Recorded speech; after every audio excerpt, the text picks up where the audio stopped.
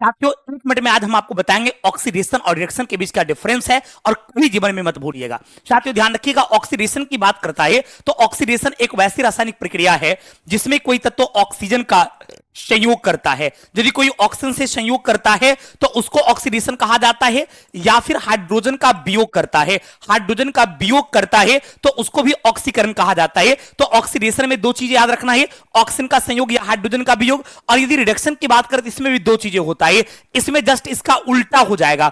इसमें क्या हो जाता है कि हाइड्रोजन का संयोग होता है, इसमें मेरे दोस्त हाइड्रोजन का संयोग होता है, और इसमें ऑक्सीजन का क्या होता है, ऑक्सीजन का वियोग होता है, अर्थात ऑक्सीजन का त्याग होता है। दूसरे दृष्टिकोण से आप कह सकते हैं जो इलेक्ट्रॉन का त्याग करता है, जो इलेक्ट्रॉन का त्याग करता है उसमें ऑक्सीडेशन की अभिक्रिया होती है, और जो इलेक्ट्रॉन ग्रहण करता है, जो इलेक्ट्रॉन साथियों ग्रहण करता है उसे साथियों जो है अवकरण की अभिक्रिया कहा जाता है। तो इस तरीके से आप डिफिनेशन भी आराम से आप देख सकते हैं कि ऑक्सीकरण जो है ये एक वैसी प्रक्रिया है, वैसी अभिक्रिया है जिसमें कोई तत्व ऑक्सीजन से संयोग करेगा और हाइड्रोजन का वियोग करेगा। जैसे मान लीजिए मैग्नीशियम ऑक्सीजन से संयोग करके यह मैग्नीशियम ऑक्साइड का निर्माण करता है, तो इस रासायनिक अभिक्रिया को क्या कहा जाता है, तो ऑक्सीडेशन कहा जाता है। और अवकरण में हाइड्रोजन से संयोग होगा, जैसे हाइड्रोजन क्लोरीन के साथ अभिक्रिया करके HCl का निर्माण करती है, तो इस प्रक्रिया को अवकरण कहा जाता है। धन्यवाद।